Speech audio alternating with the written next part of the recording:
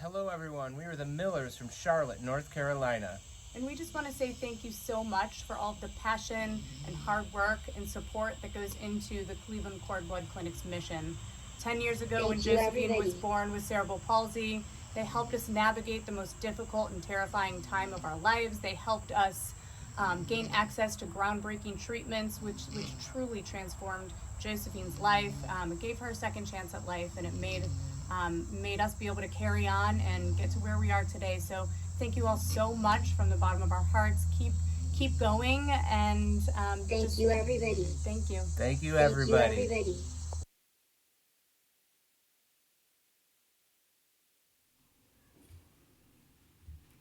Okay, good morning, everyone. For this mid-morning session, we got quite some big shoes to fill after the first session, but we'll do our best. I'm going to give a brief. So this is a session on supply chain challenges, where we'll have some example of recent supply chain issues and how we can deal with that. I'm Wouter Van Hoff. I'm from the Cleveland Cord Blood Center. We'll be joined virtually. I'm the moderator. We'll be joined virtually. There's a virtual presentation by Kieran on an update on the UK stem cell user group with respect to the Cytiva issue. We have Dr. Ludwig Frontier here with us, who we will be talking about impacts of European legislation on supply chain threats, especially related to potentially to cord blood bags. And then we have Patrick Kalala here joining us from Duke, who will be talking about supply chain challenges. I thought that, these are the disclosures for the speakers. I wanted to give a one-slide brief introduction to set the stage. I hope we'll have the talks one after another, and then we'll have Q&A afterwards for broad discussion.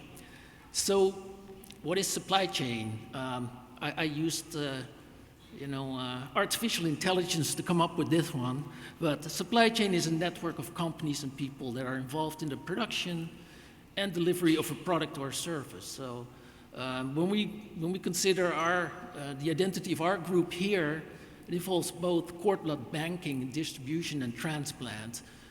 From a cord blood bank perspective, it is simple. It is tempting to think just about supply chain as providing the cord blood to a transplant center. It is much more complex than that. So today, the discussion will address challenges that may originate from different root causes. Regulatory decisions. They're not always intentional. There may be unforeseen or unintended consequences that impact us based on changes in regulatory strategies or guidance. Marketing strategies of vendors of supplies and technologies. So we'll talk about that today. Sometimes they are simply driven by strategic financial objectives. Sometimes those are triggered by regulatory decisions, and those decisions can come from the regulations of the area you operate in. They can also come from other areas. And then there's acts of God, like the pandemic, floods, hurricanes, whatever. So there are different areas. The first talk will be about regulatory changes in the EU that impacted the use Cytiva decision to market, to register CPAX as a medical device. We will talk about a new law by the REACH group that impacts what components are allowed to be present in plastics, such as supplies and collection bags. And then for discussion, I hope that we'll have a discussion of what have we learned from prior supply challenges, what can we do to mitigate future challenges, specifically in the cord blood field, and Patrick has some real-life experience with that. So with that, we'll get started, and we'll have the virtual presentation from Kieran Herity from the UK.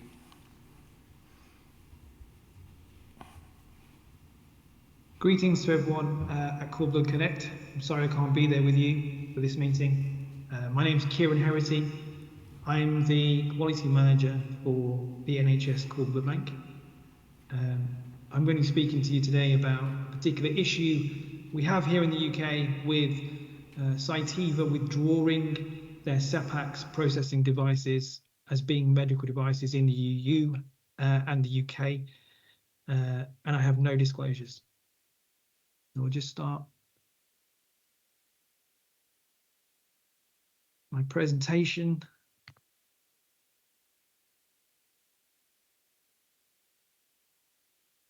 Okay, the full title of my presentation is a report from the UK Stem Cell User Group tackling Cytiva's choice to cease marketing Sepax as a medical device. So first of all, what is the Stem Cell User Group?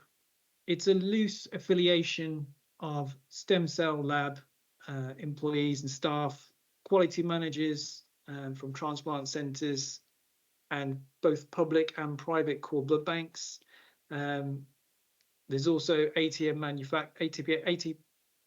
manufacturers as membership, and we also have clinicians as membership. We meet twice a year, and very occasionally we set up working groups to deal with big issues that face our community. One such issue was when we all as users received a letter from Cytiva back in 2022, which was basically informing us all that the Sepax devices were no longer going to be marked, CE marked as medical devices. Basically, Cytiva believed that the market was saturated and they'd sold as many as they could, and it was pretty much a financial decision. Within the letter, they only mentioned dates such as they could do a last order by the end of 2022. They could do a last delivery by May this year, and end of support had dates ranging from 2025 to 2026, and so immediately the clock was ticking.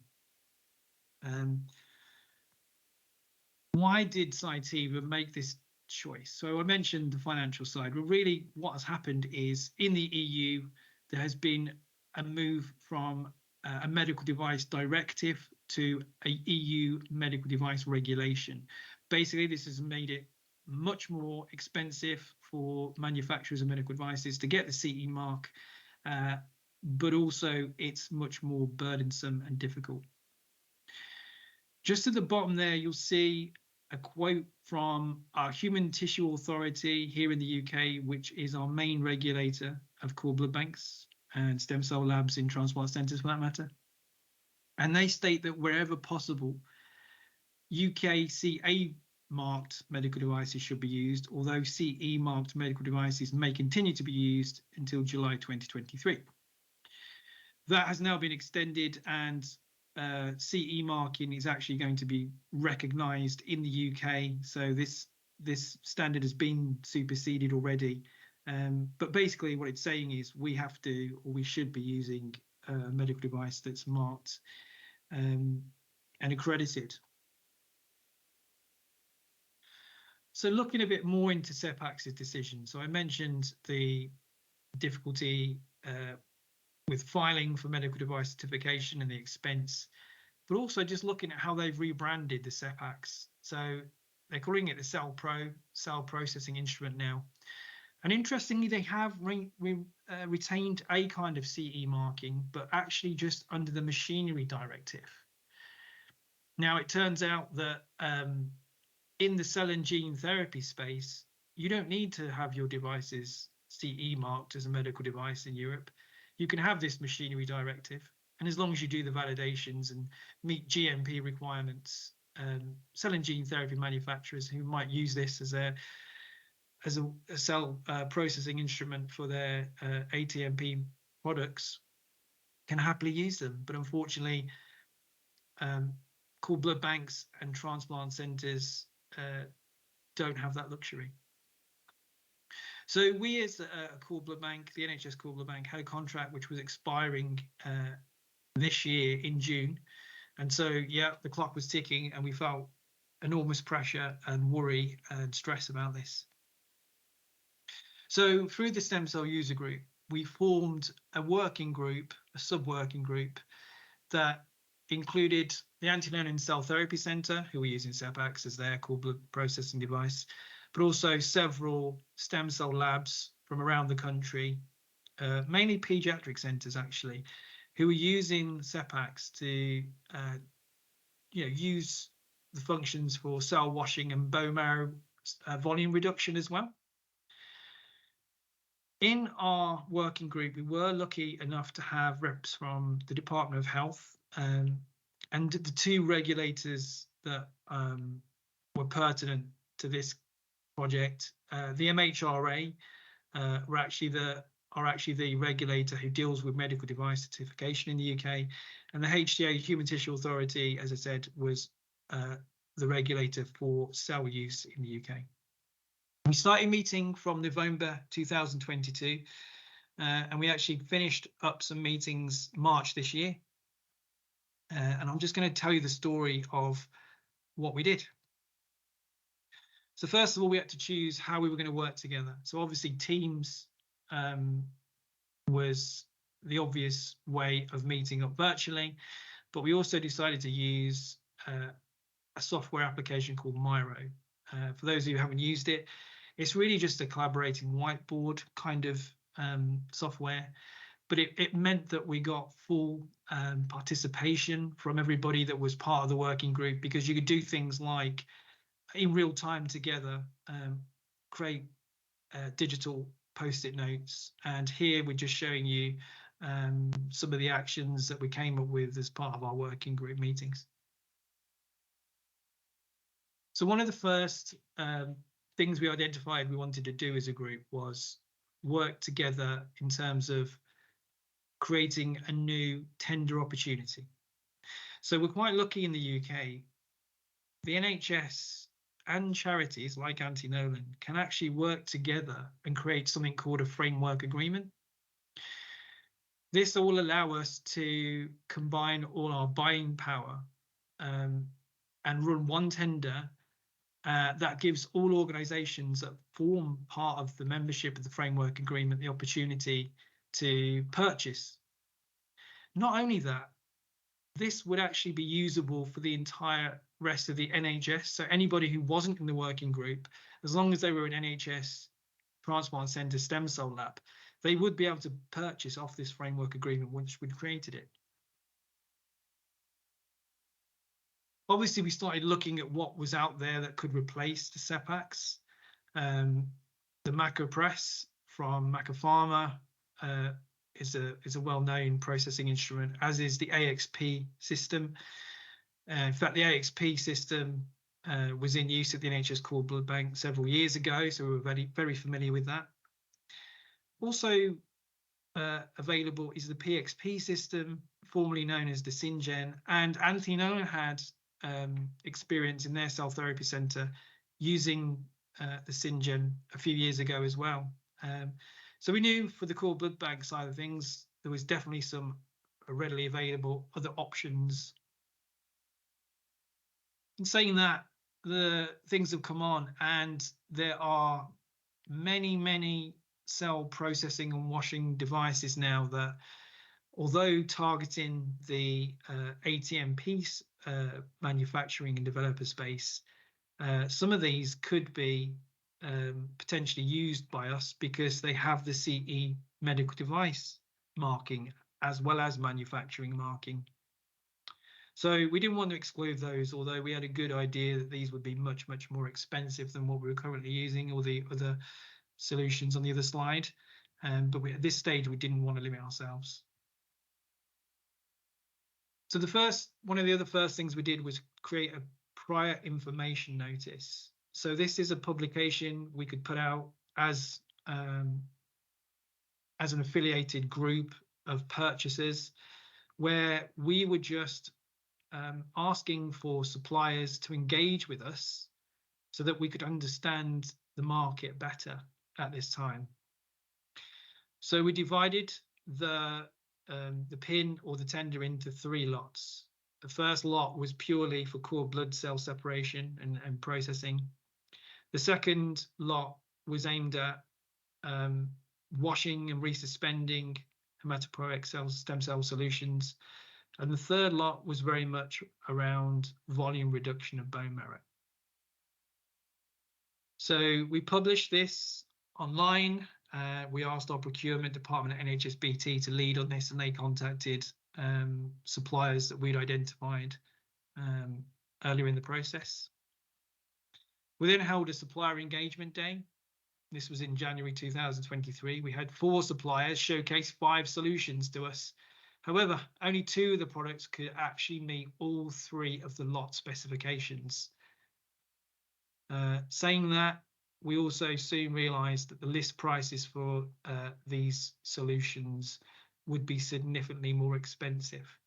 In some cases, we were looking at costs increasing by a factor of 4 or 5.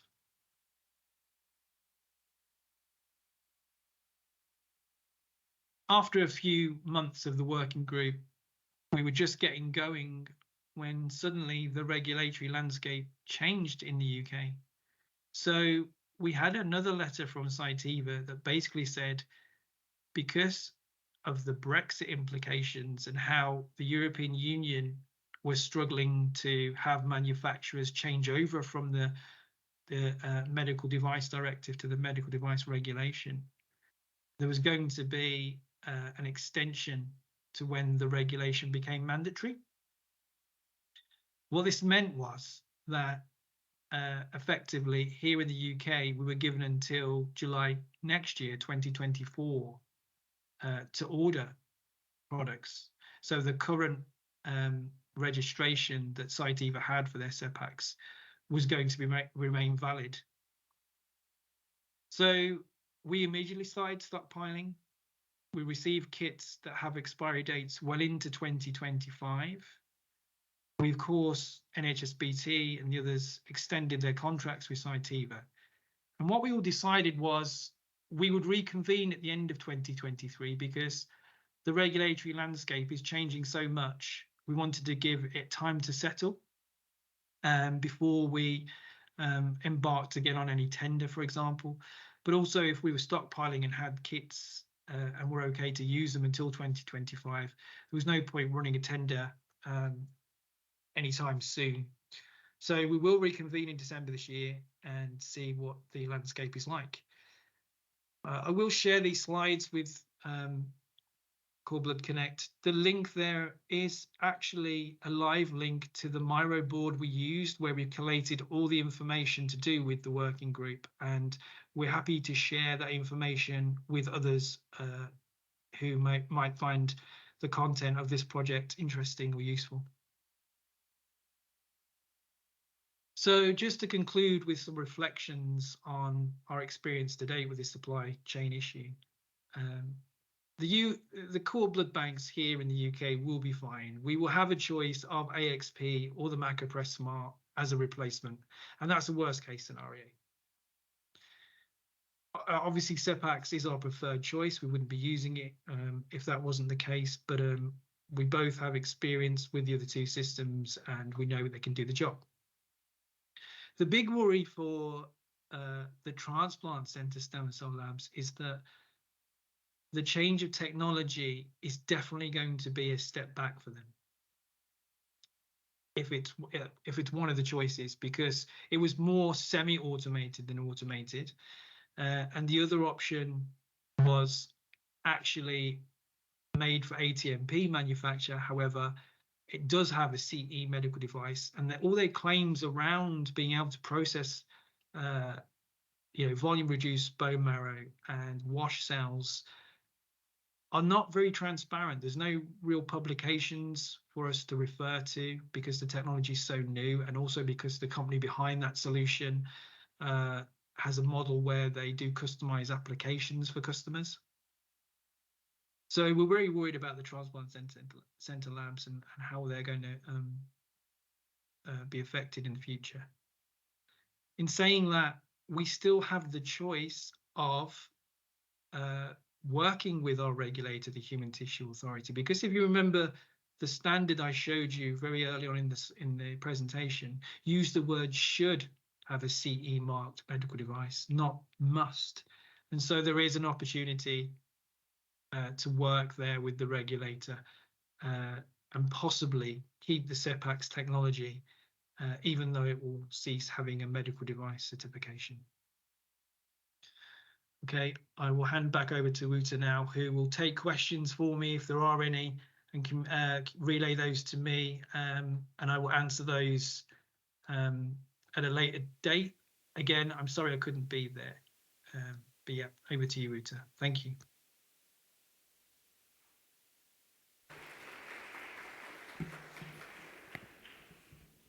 Okay, as I mentioned, we will have the presentations first, and then we'll have a discussion. As Kieran mentioned, if you have questions specifically for him, you can relay that to CBA or you can relay that to me, and we'll make sure that he gets back in touch with you. So our next speaker is Dr. Ludwig Frontier, who will be talking about the impact of the new European regulations.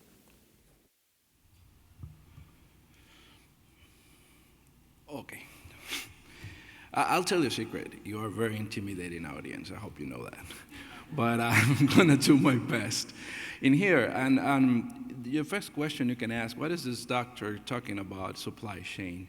And that's why it's so interesting, because that's exactly one of my main messages of how we cannot work individually today and everybody's part of the same organ, and how can we really be affected. Because in this time, I want to speak about this new law. I put the word imposed just to give you the idea that we are not in the phase of discussing if it's fair or not. The law is approved, so it's a law we have to follow. So my conflict of interest, besides my full-time commitment with Mako Pharma, one of the collection bag providers for the United States, I'm also the associate researcher of the School of Bioethics in Anahuac University, that's in Mexico. So what are we going to talk about today? We're going to talk about, first, what are these things this doctor is going to speak to us about today, plasticizers, but how will that impact cord blood? Why should I care about this? And what does that have to do with supply chain? So I hope I do a good job with this. But the first thing is to talk about plasticizers. Plasticizers are very easy to explain. There are substances that are added as a material to make it softer and flexible. Every plastic we have on our hands, even when we have a bottle of water, it's because of plasticizers that we can squish it without the bottle losing its constitution or its form, right? Because we know PVC is very inexpensive, so even our sodas have been moved, all of them, to plastic. We have a world full of plastic, and plasticizers are needed so that this PVC especially is soft, pliable, and actually durable. So plasticizers are not all that bad, and it's not only on medical devices. Plasticizers are in most of our goods today, especially toys. This is why we have heard some ban of certain toys in certain countries, especially in Europe, where this law is enacted, because plasticizers could be volatile.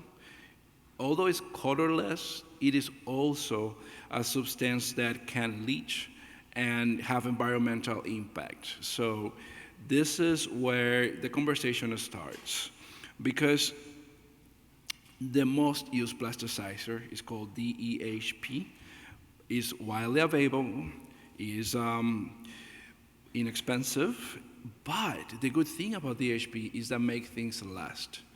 Even in transfusion world, when they storage red blood cells, they use DHP, and it's been discussed the effect of DHP leaching to the red blood cells and protecting it, even avoiding or contributing to avoid cell storage lesion. So there are a lot of things about non-DHP or DHP bags, but what we know is that we don't have enough data to completely tell you the damages in the human body, but there is very highly concerned, because in animal products, in animal tests, it has been identified as endocrine disruptive and toxic. So after years, and this discussion has been is dated for more than 10 years. The health risk and the environmental risk of plasticizers have been brought, and there are 4 of them, including DHP, that today have been reclassified to potentially carcinogenic and with problems, especially for reproduction and endocrine systems for vulnerable population. I'm talking about patients that are inpatients in hospitals that are very exposed to DHP from tubing, from substances not only for bags, and also the exposure that smaller corporal surface individuals have, like kids. And this is why today, all right. This is why today we have a law, and this law is performed by the European Chemical Agency, and they just have decided that these are 4 phthalates, DHP, DBP, DIBP, and BBP, who should be avoided. So they put up a directive. It's the famous Annex 14 that you're going to hear a lot in the coming years by a group called RICH. Will listed these 4 phthalates that should be replaced in the market. And the first date that they stated was 2020. They took for granted the disruption in many markets that will have, so there's been an extended day, especially for medical devices, to 2025 today, and it still is in discussion. But phthalates, semi-volatile organic compounds, are making our life easier. The problem with them is that we are overexposed to these phthalates, and because they leach, when we talk about products like medical devices that will go directly to our organ, the concern is that it will increase the viability of these phthalates in our body, interrupting and making the vast consequences, especially in the testes, in the Sertoli cells, and all in the developing cells. So probably in adults that occasionally are exposed, there's no risk. But when we're talking about kids, intensive care units, the increased risk of exposure to phthalates is really bad. However, as I introduce myself today, the discussion about if it's worth banning it or not has moved, because the group RICH that I mentioned before has already taken in place. And in April 11 of 2002, the official journal of the European Union just published this regulation. It's number 2022-5861. Just remember that Amendment 14 is easier. And you're going to see that, okay, they are not going to permit this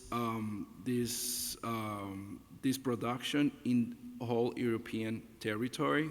It's not only for human use, because they also have the environmental concern. So the sunset day they put in was May 27, 2025. So all Europeans producers, all European manufacturers, or even those who want to commercialize in Europe, need to be DHP free. And that changes a lot of the game for many of us. It's not a lie that right now there's been a lot of objections, and we are trying, the industry is trying to extend that date even further to July 1st, 2030. But till right now, when I'm talking, that has not been approved, and the sunset day is still May 2025. So we're going to have a ban, we're going to have a change in the composition of this bag. But DHP, as we talk, has benefits even preventing or improving that the freezing of our bags could protect the viability of the content. But its toxicological effect has been already classified, so there is little space for discussion. And I want to bring you a little bit about this. Like, why should I care about DHP? Because that's in Europe. And of course, we have companies that produce in Europe, and that's going to be a complete change. But however, it is, like, you can find rats studies in the literature where in early stages of life, the effects of DHP are very concerning. And if you add that to this daily exposition of DHP, to all the environmental problems as climate change that we have today, there is no surprise for me that Europe has moved to ban, especially when you can have other plasticizers who have not the same toxicological effect. And this is where I'm moving that. However, how is this going to impact you? How is this going to impact the cord blood? It's not as easy because there's been little to none discussion about cell therapies and the DHP ban. The transfusion world has moved very quickly to protect blood bags, but in cord blood bags, there's been a big question mark, and this is the motivation to be here talking today, because we know that DHP will bound to PVC, but it leaches, and the importance of leaching it is that it acts as a cryoprotectant. So we don't know if not having this effect will have an impact or not, or we'll have to get a phthalate or any other plasticizers who is able to protect it. But that means that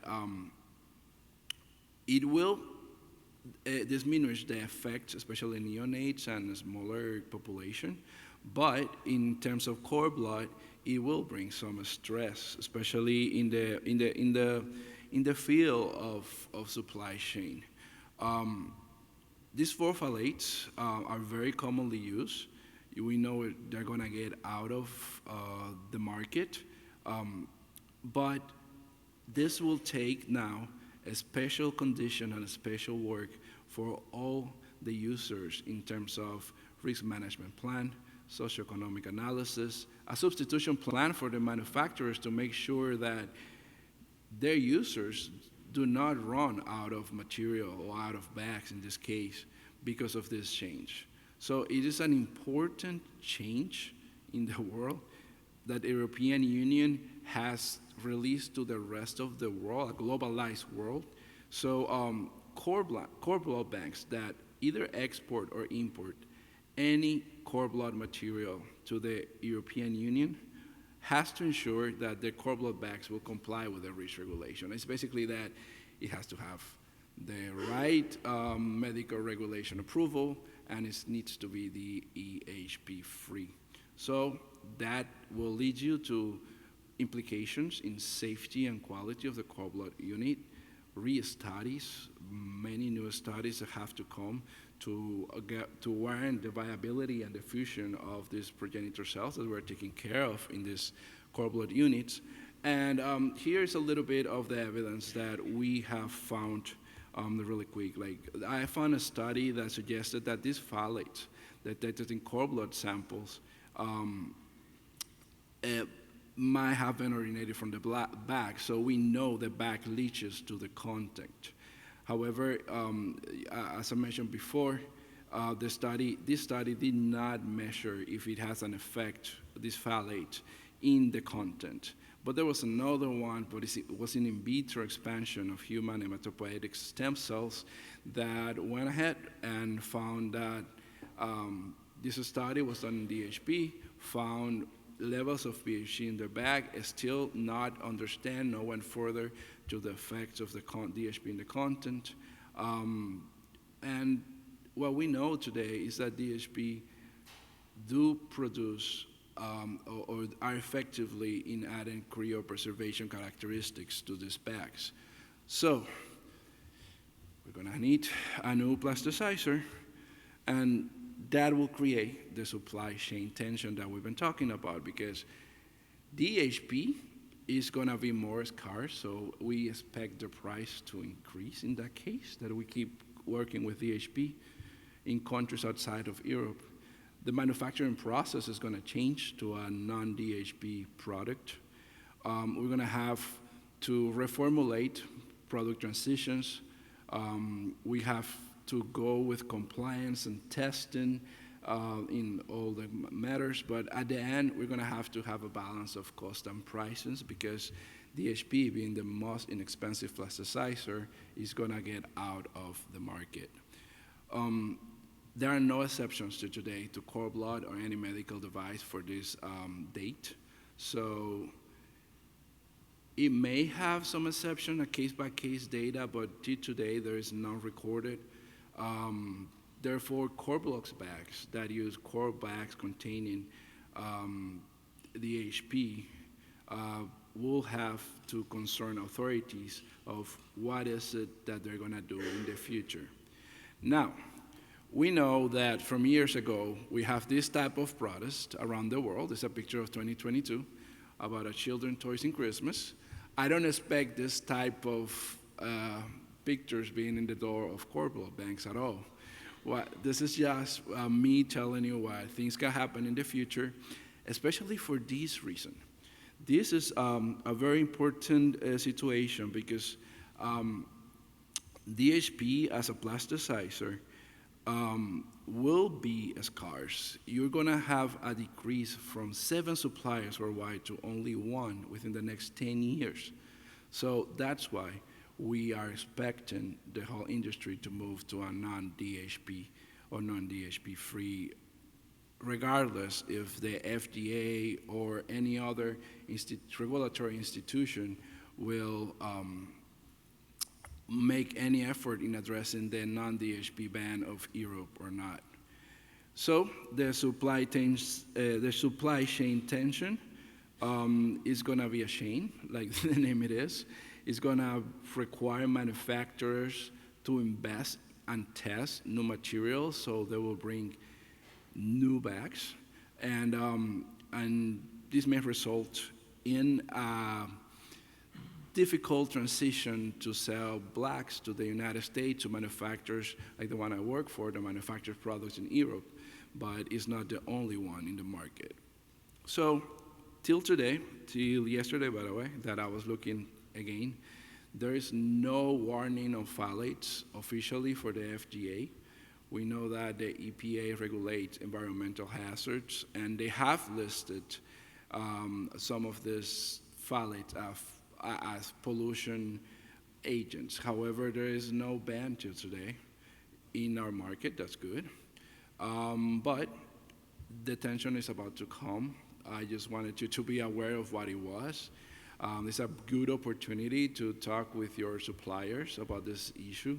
Work close with clients and companies where you can have a tailored solution in your case that you really need a supplier that will be taking sources from the European Union, because as I said, it's imposed, it's not optional anymore.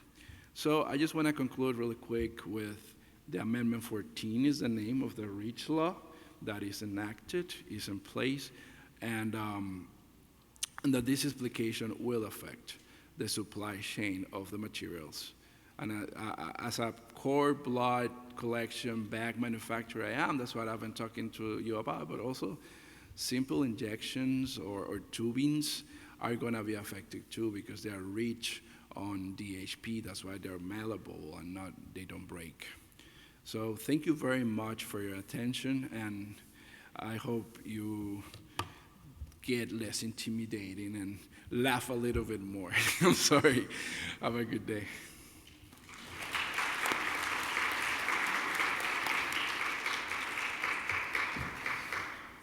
Thank you, Ludwig. Next speaker is Patrick Kallela from Duke. All right. Good afternoon, morning. It's all blurring together. I hope everyone's having a good time. I want to thank everybody for being here and for the opportunity to speak this morning. So we've talked a little bit about supply chain challenges, and what we're going to do for the next few minutes here is talk about how to navigate some of those solutions in those situations, and with a look forward to what can we ask ourselves now so that we're prepared for the next 1 year, 5 years, 10 years. What questions can we ask organizationally and as a field now to help navigate these upcoming challenges like we just heard about. So really briefly, I'm going to move through this slide pretty quickly, but I'm here with the Carolinas Cord Blood Bank today. I support the quality team, and we are fully entrenched in all aspects of the Marcus Center, one of which is the Carolinas Cord Blood Bank. So over the years, this is a well-established bank, a very robust inventory, large collection sites with access to numerous births per year.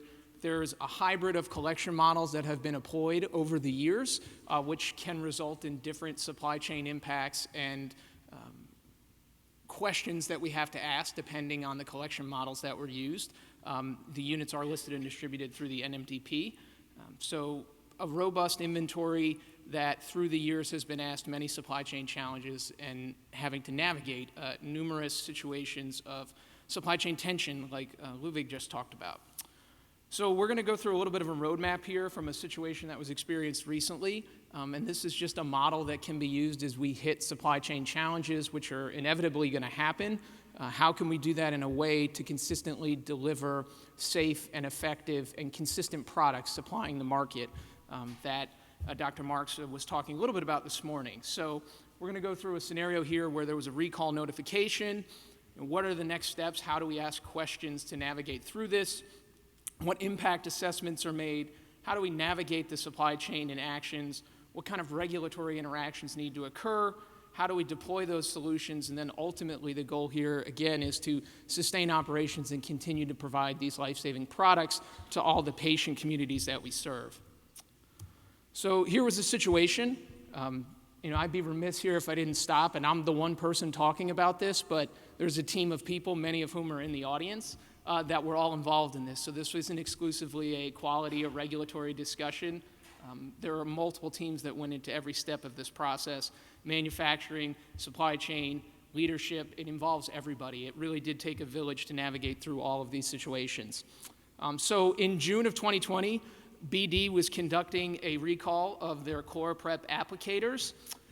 Regions of the world where the product could have been exposed to specific environmental conditions for greater than 6 months was the target window that initially started the recall. It was impacted, or it was implemented, I should say, because these conditions can allow for the growth of aspergillus, which is something we don't want to see. This could penetrate the packaging of these applicators, which resulted in a breach of the packaging, and therefore they could lose their marketed value. There was no identified risk associated with the sterile antiseptic solution in these applicators. There were no adverse events or injuries. It was a voluntary recall by BD. At the time it was initiated in June of 2020, this did not impact the United States, but it was more of a worldwide recall. Well, after some interactions with the FDA, that changed, and then it became a larger impact, at least for our bank. This fungus, as I mentioned, is a bad thing. We don't want to see that. It can contaminate any of the surfaces that it's used, thus rendering the product ineffective. So after the recall discussions occurred with the agency, they expanded this recall, voluntary recall, to all 50 states in March of 2021. So that resulted in a lot of alarm bells for us as a bank. We started to receive product notifications and recall notices from the various vendors that we worked with, including Cardinal Health, as you see here. But here's the alarm. This included the 3 mil applicators that our bank typically used. And so we received this message from the supply chain, where it was immediately cessation of use of these materials upon notification of the recall. So that led to some interesting and quick discussions that everyone had to react to instantly, as all the suppliers were indicating to us, hey, you need to stop using these now, instantly. And so that can be hard in a regulated environment. How can you actually make a nimble change? I think it's a question we all struggle with. It's something that leads to a lot of healthy discussion within organizations between their manufacturing teams, their quality teams, and all the impacted users. So what do we do? This is what I like to think of as, for those who've been involved in a lot of the Disney Marvel movies, this is your Avengers Assemble team moment right here. You have to make your impact assessment, but that's very hard to do in isolation. So the supply team, your manufacturing teams, your quality teams, your regulatory teams, everybody needed to assemble to complete an impact assessment on how to navigate the present and then also the future. So there was an immediate quarantine of all of our affected goods, and they were returned from various collection sites to custody of the bank so they could be appropriately quarantined and pulled from future use, which is something that our friends in regulatory agencies would expect to see, and they're going to check up on these types of things when they come and speak to you and take a look at all of your various documents. So all of the supplies, at least in the blood bank, so I'm going to look a little internal right now. These were stored per SOP. We did some immediate impact assessments. All of the conditions and infrastructure allowed us to access data quickly, and we were able to make assessments that we didn't think our applicators were impacted. So the ChloraPrep in custody of the bank didn't experience those sustained conditions that the regulators were concerned about, resulting in the presence of aspergillus. So we didn't see any aberrant conditions. We had a robust EM program in place with our environmental monitoring committee. We looked quickly at our sterility rates, including all of the positive recoveries across the bank. It did not indicate the presence of the organism that the recall was concerned about. So we didn't see any atypical trending, any signal that indicated any aberrant conditions or any impact to the bank. Well, that's good. It's good that we know that information, but the recall is still a recall, and we had to react quickly. So we completed our impact assessment, so now what? You do an immediate scramble, and as you can imagine, we get a notice like this, your whole organization gets turned sideways pretty quickly, and you can lose days, weeks trying to navigate this challenge. But after you do an internal look, what's next? Right? You're only halfway there. So the team analyzed the process to determine the impact on the current process and then also your alternates. What's out there? What can we do? So there was this alternate solution identified. There was already an agent. We were fortunate. There was an agent in use in custody of the bank that we were able to switch to, iodine, but just because you find a solution, how do you actually deploy that and navigate that? Well, we had to make a lot of supplier assessments. That involves navigating through your quality system. It involves talking to various suppliers. We had to look at the criticality of the materials. Are the materials you're going to substitute with equivalent grade, equivalent use? Can you use them in the same way and still get the intended outcome? So all of this was occurring right in the thick of all things with the COVID-19 pandemic, so that's an additional supply chain pressure, as these are applicators that were being requested for many different uses, and our volume, which is a challenge I think everybody experiences, is the volume at which we're using these goods. Sometimes with these large manufacturers, there's an element of it's tough to get them to pick up the phone and really work with you to find solutions because they're doing a large market assessment or an internal look, and your consumption rate is not something that they're going to do significantly from a reaction standpoint. They'll listen to you, but how do we actually get them to act and partner with us? So one of the ways that we started doing and navigating this situation is we also have to manage the vendor themselves. So you have to look at the qualification status I mentioned in the materials and the criticality determination. So all of this is occurring in parallel. And while that's ongoing, we had to look for alternates and also start qualifying those alternates so that we can migrate them quickly and effectively in a way that reduces risk. So how do you do that? We had some supplier impact assessments. It's important that you establish systems that let you react and categorize people based on their risk grade. So we applied certain principles of assessments. We were fortunate that the criticality of the materials was equivalent, but we had to then add that to your current workflow. So you're using a certain supply. How do I navigate a new one, do that efficiently in a way that I can solve the problem at hand?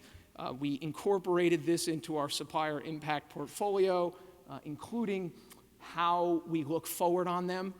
So our system has a couple different checkpoints where we look forward 30, 60, 90 days. How do you do that effectively when you have a crisis at your feet? So while we're completing all of these assessments, an alternate was identified, but just because you identify an alternate, does that mean it's available? Can you use it? Can you order it in a way which allows you to solve the problem? So we had to make inventory assessments, and this is where I talk about it really is a village. It's not just quality and regulatory people. It involves our supply chain team. It involves your manufacturing team. They have to help partner to get these quick answers. So inventory adjustments and procurement adjustments had to be made to account for both situations. So when the recall's over, you may still want to use those goods. So I need to make sure that I keep those orders and I keep that supply active. But if I'm finding an alternate solution, I don't want to apply supply tension pressure where I only have one thing available to me at the moment. So how do I incorporate a solution that lets me use both? Well, that's when regulatory gets involved, which we'll talk about next. But we identified this iodine alternate, and both ChloraPrep solutions were being deployed in terms of we wanted to maintain custody of those in the sense of continual orders, while also ordering and assessing the supply chain tension for our alternate goods and ordering those and getting those in-house as quick as we could. So as you can imagine, in our environment, we're under the purview of FDA, so there is some regulations involved. In parallel to everything we've talked about, there has been regulatory affairs. Our RA team has been involved. In parallel to the initial containment actions, all of the process changes that we were proposing with these new solutions were drafted. They were reviewed by our manufacturing teams, our quality teams, our regulatory teams. In parallel, assessments were made of relevant FDA guidance and literature. The FDA is, while they're partners for us, they also put out a lot of great information that I think is often overlooked. And these guidance documents are really important. They really do reflect the agency's current thinking. So it allowed us to do a little bit of regulatory intelligence on, we found a solution, we're in a regulated environment, how do you actually get approval to implement that change?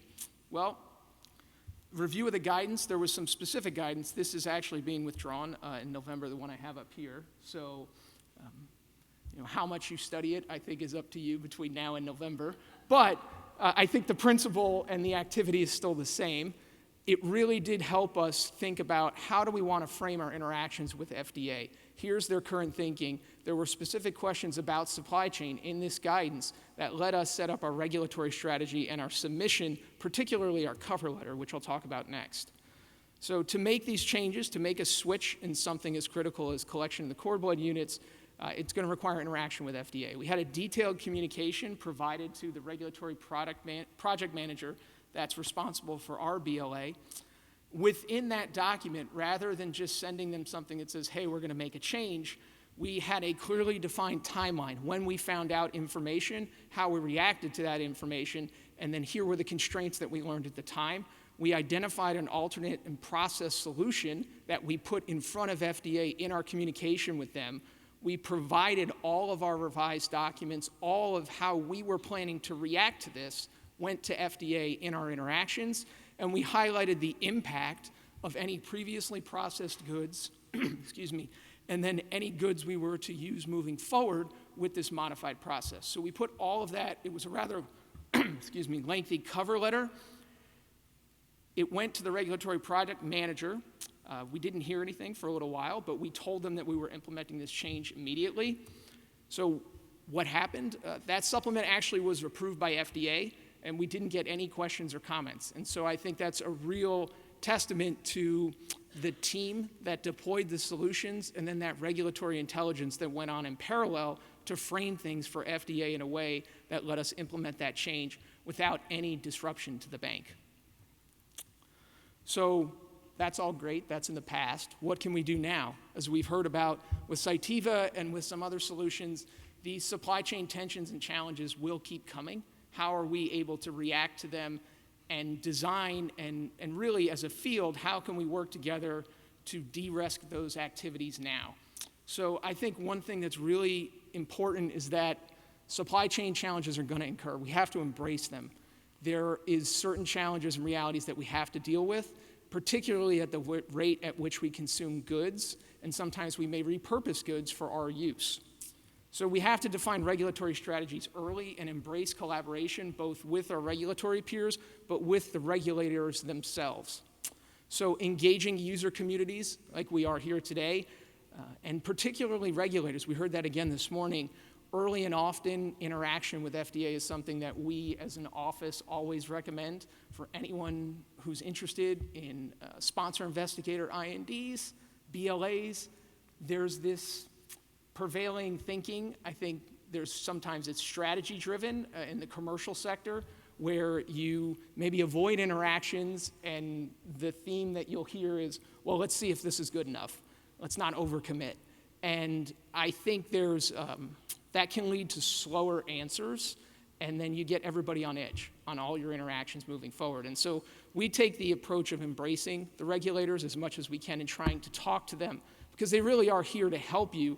They recognize this community, the field that we're in, and the life-saving therapies. FDA wants to be a partner in delivering those to patients because it is advancing healthcare. Don't approach supply chain challenges alone, particularly in the situations we heard about with Cytiva. There are some real group and critical mass that can occur as a user community, which FDA and other regulators are receptive to.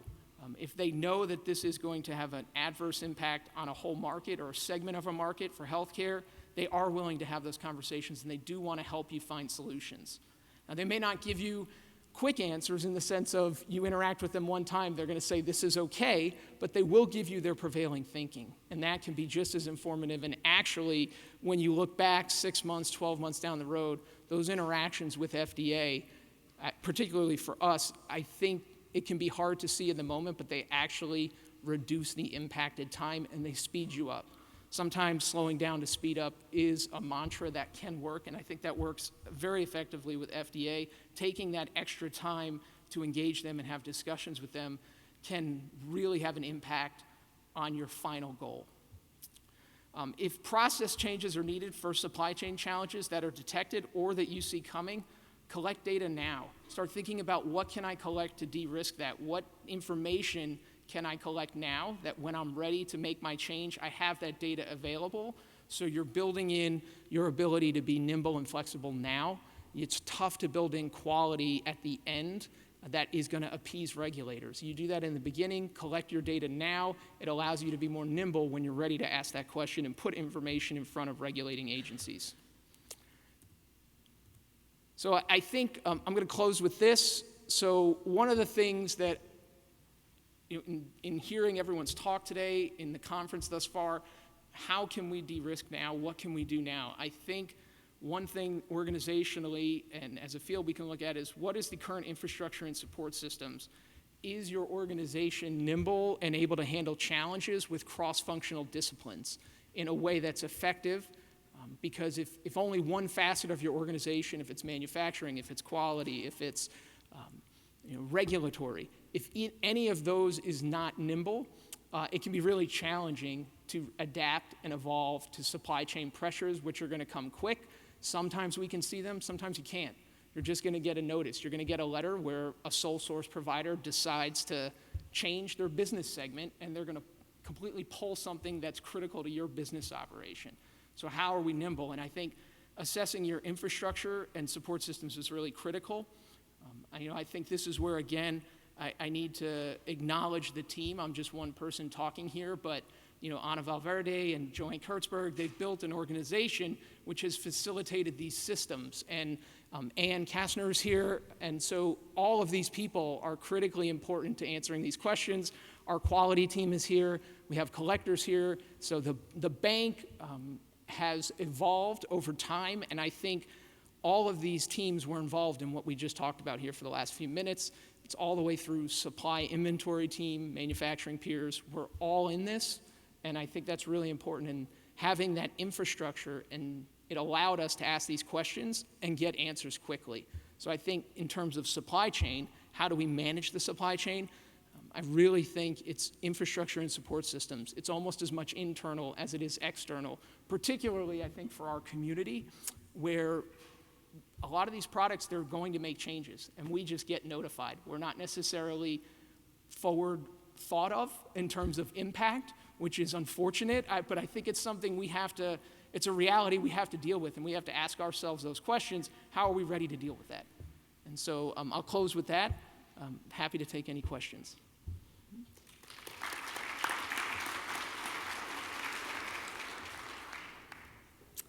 Thanks to the speakers for excellent presentations. So I wanted to put this topic in the context of it not always being an emergency.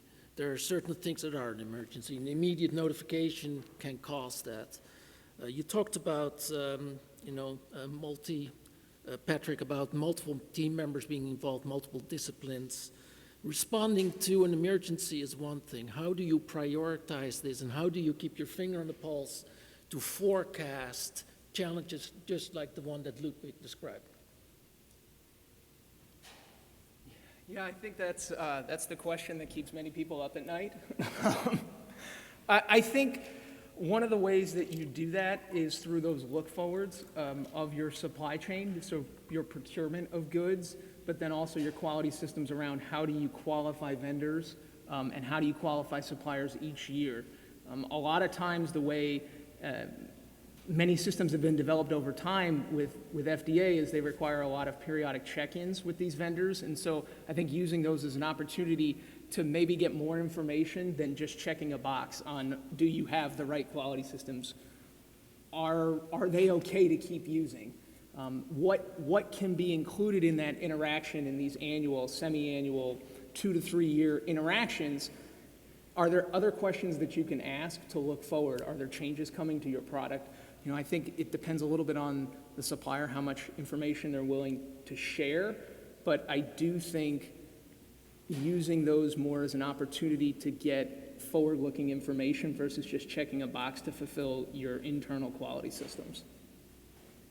I think that would be part one. I think the second thing I would say is in managing a large amount of suppliers, is your system, your internal system, really spending the time in the right place? So something like Pareto principles, 80-20 rules. I want to spend 80% of my time on my highest risk operations or my highest risk or biggest impactful situations or challenges to my organization. I want to spend 80% of my time there and 20% of my time, you know, in things that I have to get done, I must get done. I think that principle can be applied to conversations with suppliers, and particularly supply chain. You want to spend your time on the goods and the situations that are most critical to your enterprise, and potentially less time, if you can. I don't think you're going to hear a quality and regulatory person say that frequently, but if you can, you want to try and minimize the impact of that. Okay. Any questions from the audience? Okay. Another question then. The response, the immediate response. It looked like from the example of the UK team that there are opportunities to give pushback. Unless it's an immediate notification, there are opportunities to slow the process down and create the opportunity to do some investigations and do a proper risk assessment. So in addition to engaging with the regulatory agencies early on with a plan, what are your recommendations for a plan in giving pushback to vendors where you think that it is excessive, where there's room to create a buffer? I think that's where your user communities negotiating and positioning as a whole make a difference. Really interacting, as we heard Kieran say, getting critical mass can be really important in those conversations so that you're not all dealing with a business development person or a supply chain person as an individual client. I think that can make a big difference while you're conducting your own internal impact assessments, really leveraging a larger voice, and you can do that as a impacted community versus disparate segments, I think really can make a difference. And I also think there's a regulator piece there, because if they really are only sole source providers, they do have some tools, both official and unofficial, that they can help with. There are things like enforcement discretion and mechanisms that are available to them. They don't always use them, but I think if you really are acting as a community and you're positioning the impact of it as look at the impact it can have on public health, on the public service that we're providing as a community, I think there's some real value in approaching the conversations that way that I think bring sole source providers and maybe commercial manufacturers, they frame things different. They start thinking about it a little bit differently if they know you're advocating as a community versus separate, disparate parts. Maybe an opportunity for CBA to join forces for some of these challenges that we're facing. Donna. I couldn't agree with that more. Even with the Cytiva issue, it's more than just this singular instrument that we're having trouble with, or the industry is. So I would encourage also getting the accreditation agencies and other professional societies together.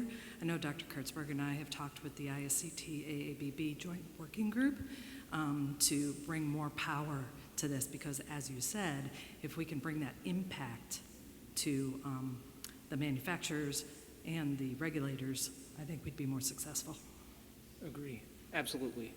And I couldn't agree more, and I think it's an opportunity to, we're all different sized organizations. We all have different, slightly different ways of providing the same community. So I know our team, our regulatory affairs and quality team, talk to us. Let's talk about how we're doing these, how we're navigating these things, and doing them together. And if you have questions, we're happy to answer it. It's part of our mission is advancing healthcare, and everybody here is helping do that. And so how do we help support each other to navigate that as a community, I think is really how we can move the needle for some of the partners that we work with. I have a question for Ludwig. You're not off the hook. So in terms of DEHP, one of the risks is being leaching into the products. So the relevance there may also be connected to the intended use. For cord blood, currently it's a single-use product, so the exposure may be limited to a time frame. For transfusion products, it may be different, where there is repeated administration. What is known about the levels of DEHP leaching into the product, and how does that compare to daily exposure or exposure over certain time frames? This is a great question because it will represent the issue that we're dealing with. There is no answer to the question. You are not going to find a specific amount of leaching. What we know is that the leaching that you're talking about is suggested to have the cryoprotection effect, but right now we have to move the page, because right now it's not about if the DHP is really a potential danger in vivo or not. It's just a law. But this is a question that has been in every forum for the last 10 years that nobody has been able to prove. That's why the main concern is with children and in long exposure. But it's good for you to have this reasoning, because DHP is not only about the leaching and the amount you're going to inject in the person in that case. It's also about environmental challenges in the production of products with DHP and plasticizers. So besides the clinical physiological effects that it can have, and it has been proven in animal models, you also have DHP being thrown on the air, being a non-biting chemical compound. It will have contact with humans in the water or one way to another. So what the European sentiment is to be a DHP or phthalate-free region.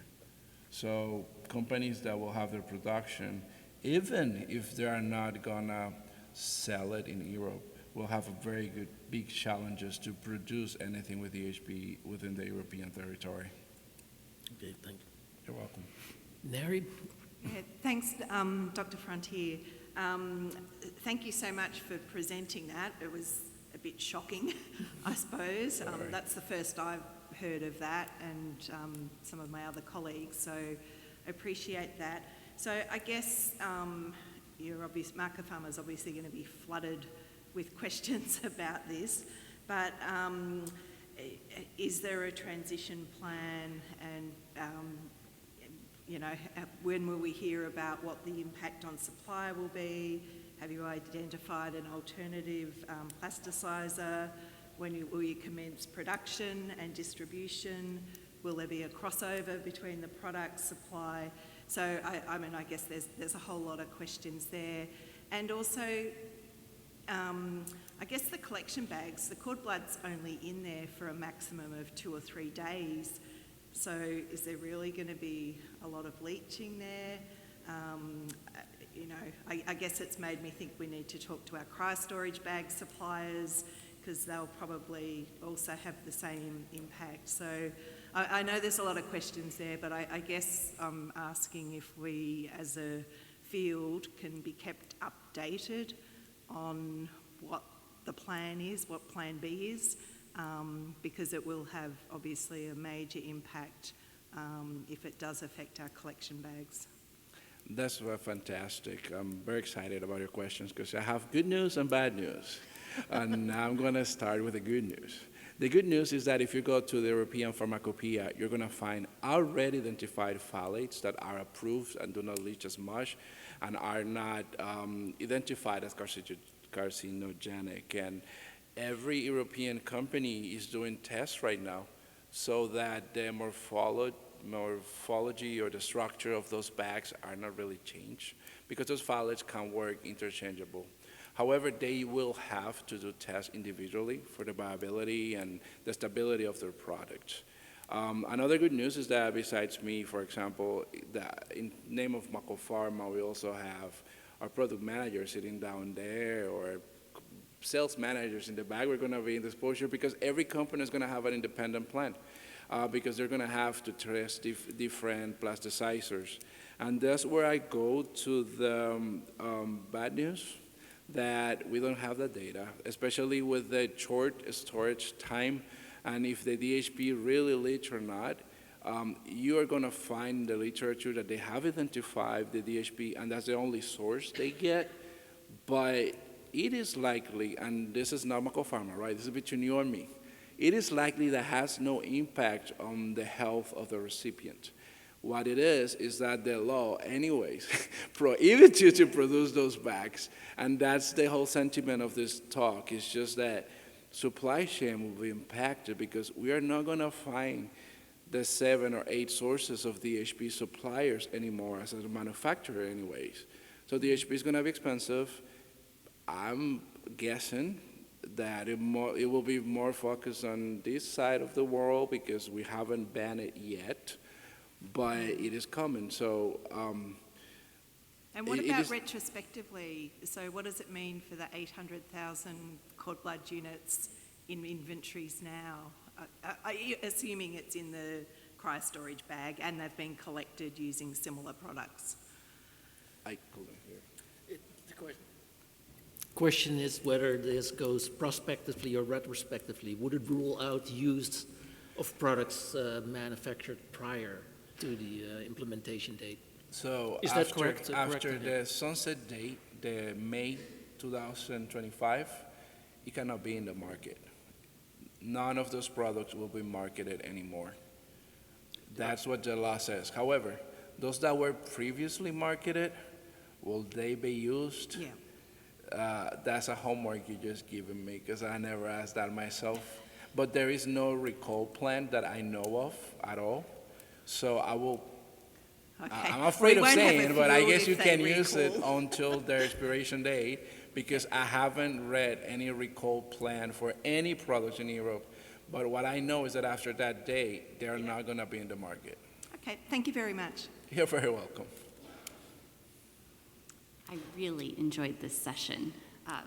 As someone who's seen, bag shortages, collection bag shortages, Cytiva bag shortages, all of the difficulties with supply chain, and I'm very excited to be talking about this.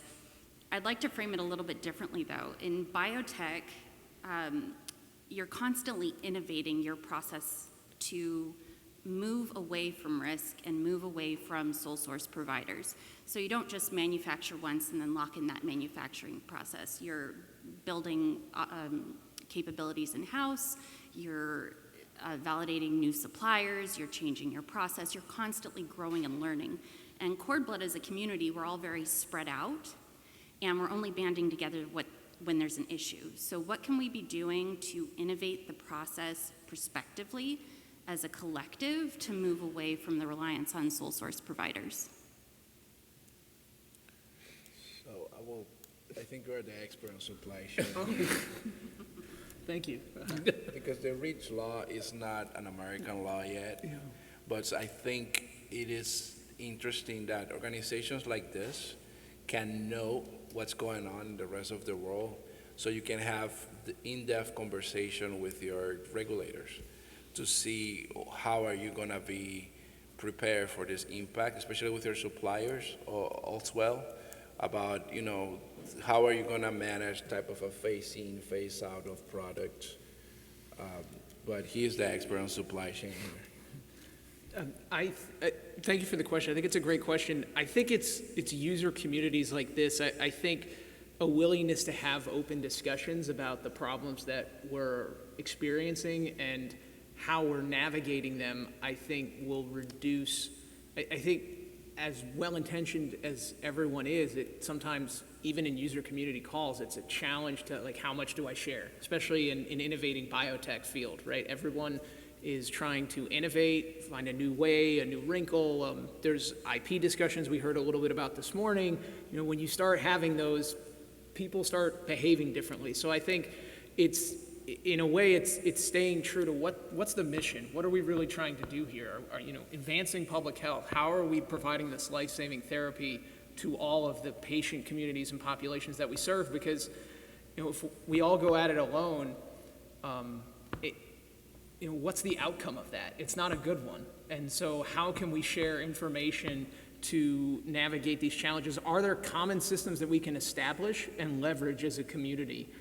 So interacting with suppliers, are there, I think from a supply chain perspective, at least from quality, one of the things that I'm seeing that I'm excited about is more reliance on commonalities and leveraged information between similar use items. So one community can qualify a supply or good or have interactions with a manufacturer, and how can multiple entities share that information? So then you're reducing the burden on every individual organization to have to do those, which I think frees up time, resources, and cost to have those conversations about what can we do to think ahead as a community, because we're not all trying to build up individually and ask the same questions. And what can we leverage as a community, which frees up time and resources to then tackle, I think, some of those bigger questions that you're asking, which are hard. But that's my philosophical spin on that. Thank you. So we have ample time. If there's more questions, one question for the both of you combined. With the example of DEHP, what is the you received this news, Patrick. What is your first response?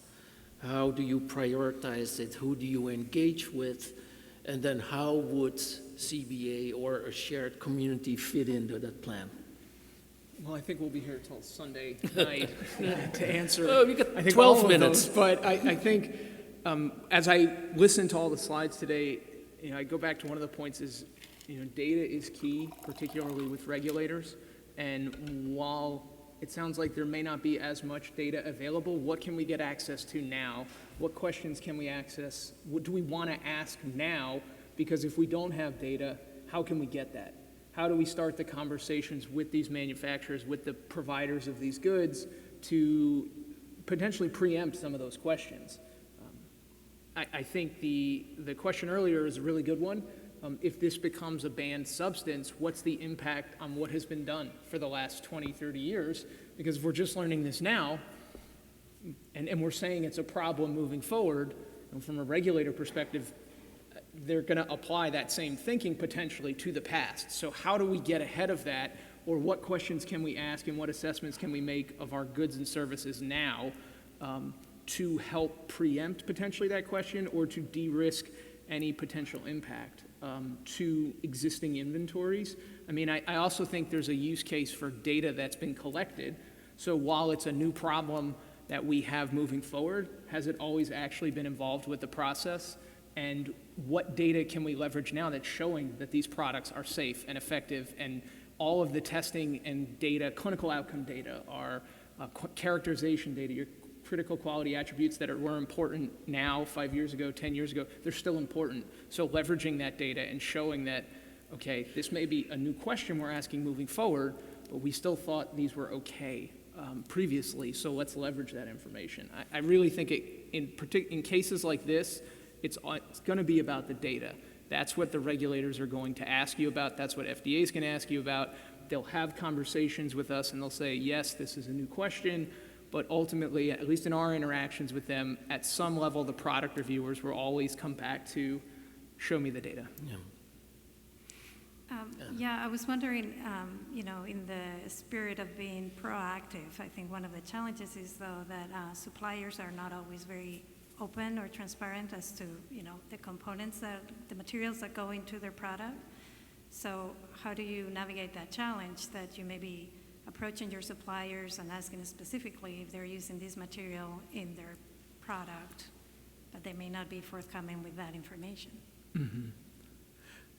Yeah, I think this is where it's critical mass is really one of the only ways that I've seen be successful, is changing maybe potentially the narrative or the pressure on some of the disclosure of that information.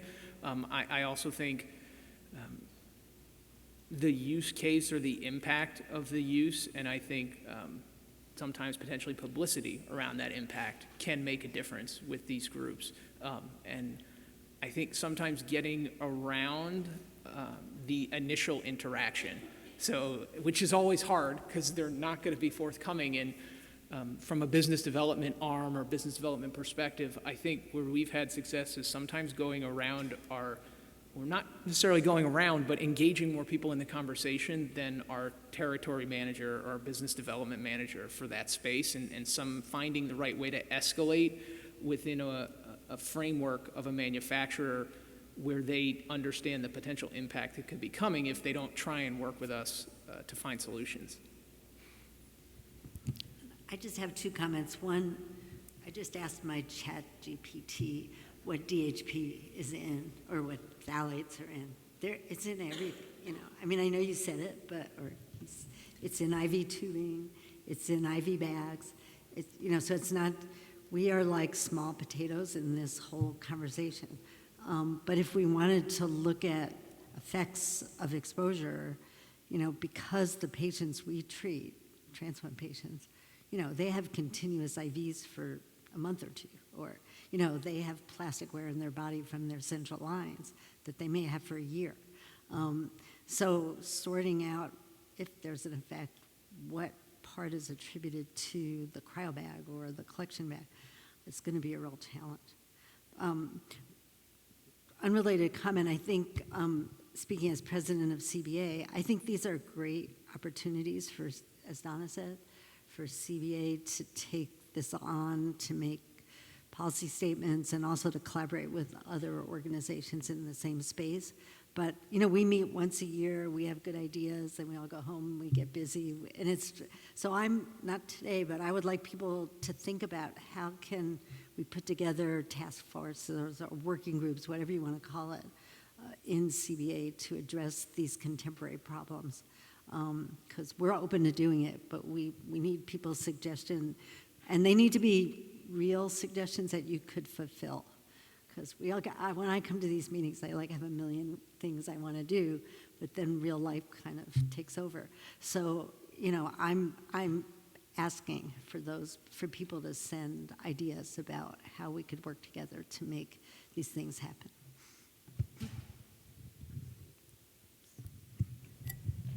Thank you, Joanne. That's encouraging, and we can certainly start working on that individually. I do want to acknowledge the fact that Ludwig here works for Maca Pharma. It's a provider, and he's the one that informed us of this news. So this is an example where actually the news comes from the folks that are working with us. So thank you for being here. Thank you for your talk. There was a question around which components, we're talking about collection bags, but what other components corporate may be exposed to and what the risk there is. I don't know if you have info on that, but maybe that could be a closing statement before we sign off. Yes, so a bag is very similar to transfusion bags where you have around 60% pure PVC. Then you have the chemicals that go with it, and the phthalate or DHP can expand between 8 to 10% of its whole body weight. Now, as specifics, I'm always willing to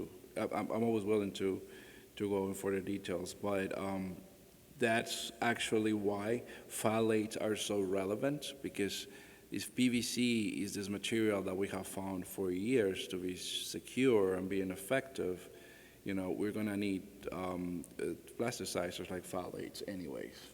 So thank God we have a list that are safe, but there is always a future question. What's going to happen when we start using them more, because they're not used as more today? Are we going to be completely secure? They're going to keep showing being not as carcinogenic as others. The more reason to have a shared entity or group to keep looking at these kind of things prospectively. So 100%. So I want to close out. I want to thank Patrick and Ludwig for your excellent presentations. I want to thank you for your attendance. Lunch is next, and we'll see you again in the afternoon.